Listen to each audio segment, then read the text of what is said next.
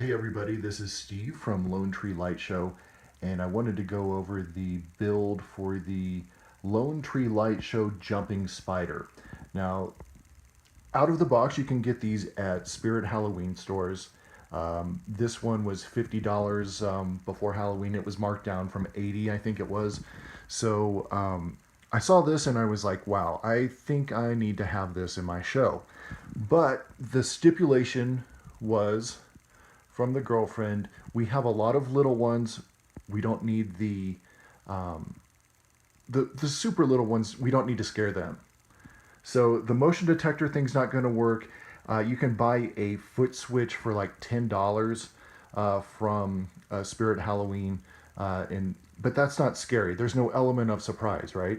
So I figured I could use the Falcon Pi Player, and I have this up on my laptop because it's easier to see than in the on my phone. So plus I'm using my phone to take the video.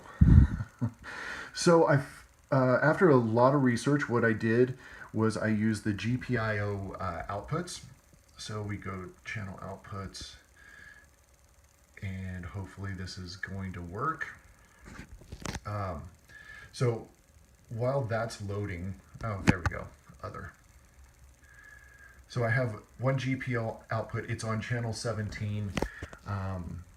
So if we look in here, I believe that's the white cord is the GPIO output, and then the black cord is the ground. Okay.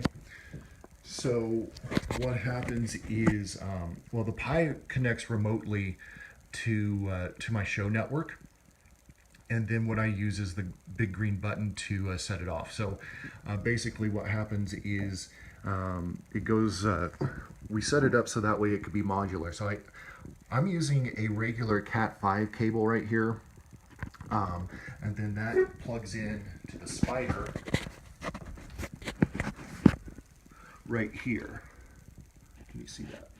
And then I have these wires actually go into the spider, and I'll have to take it apart to show you guys that. But so it's modular. I can literally set this any distance from the Pi, and it works. And then what I did was I made, as you can see, there's a USB power supply, and I went to the dollar store and bought a USB cable, and I cut that off. The other part of it's around here somewhere. Doesn't matter. So I cut the end off, and then I had a wall wart just lying around that had the right size DC connector, and then you just use the red and the black wires to get the power. That's not in focus. There we go. Get the power to the spider.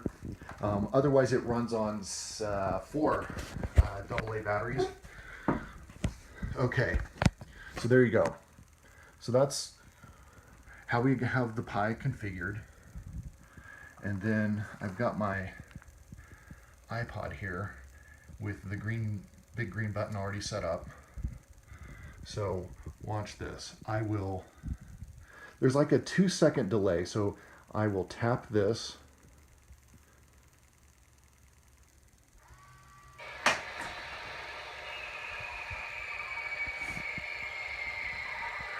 So as you can hear, it makes a pretty loud, makes some loud noise. The default out of the box is a lot louder than that, and it's like to the point where it's annoying. So again, just push that.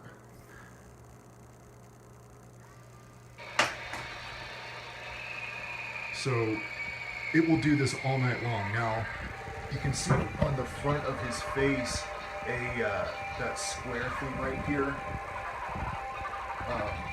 That's to cover up the motion sensor.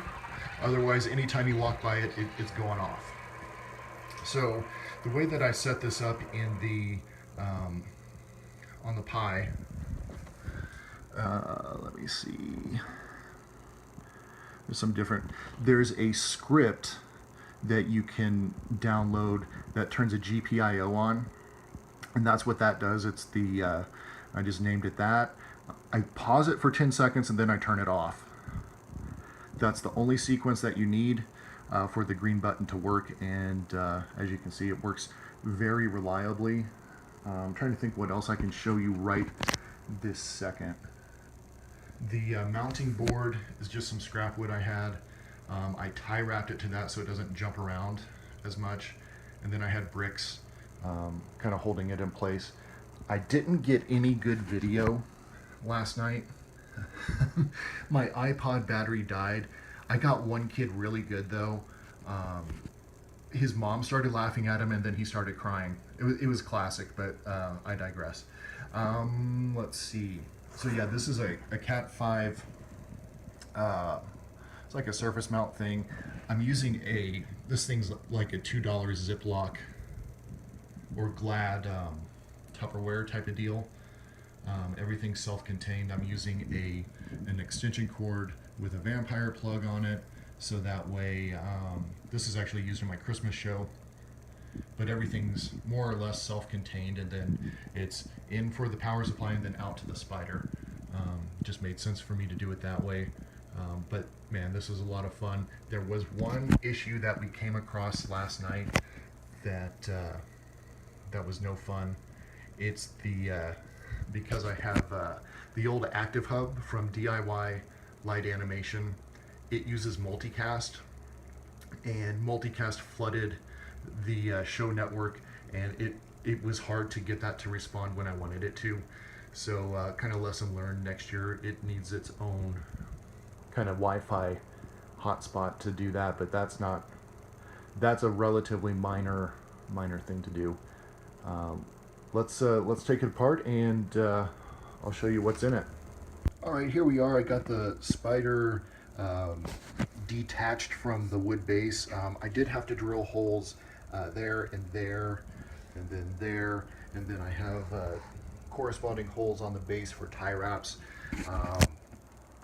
Cheap, easy. I mean, I'm out 6 cents worth of tie wraps for this thing, so not terribly concerned. So I can tell you this thing right here is a buzzer. We think that it is used to help detect sound, because it is sound activated. If you clap, well, when it's stock, if you clap, it'll go off. So it's noise and motion activated out of the box. Down here you can see the potentiometer that we put on there to control the volume. I have no desire to turn that thing up.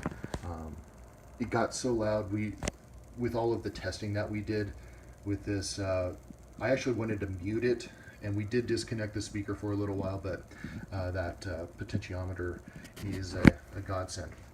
So we ran 2 wires in. And some of you are like, well, why don't you just use the foot pedal or the foot switch? We tried doing that, and what happened was that we noticed that the cycle would take about a minute or two. In the previous clip, you saw once the spider retracted, I can make it jump up again. There's something with that foot pedal that is causing it to delay, so you have to wait an additional 1 to 2 minutes for it to reset, and then you could cross the wire and it would work. We found that the motion detector was much more reliable. So now those of you that don't know, my dad is an electrical engineer and he lives for this kind of stuff. So we took this apart, and we found that there's these 2 wires right here are the motion detector, and we ran those out. Now I don't know. Yeah, you can see they're not crossed. I can't get in there with this. There you go. So we just added those wires to that section, and then that's what runs out to my Cat 5 connector, which is over here. And by the way, the power is disconnected for this demonstration. And then you can see what we did was we used the 2 connectors, or the 2 wires, and we got 50% of the Cat 5 cable doing ground, and the other the GPIO, and that's how we did that. Because he was trying to, that was the simplest way to do it, because these wires are pretty small, and the soldering is basic. Again, for one night out of the year that I use this, it's more than sufficient. It's covered up. If it were to rain, I probably wouldn't use this outside.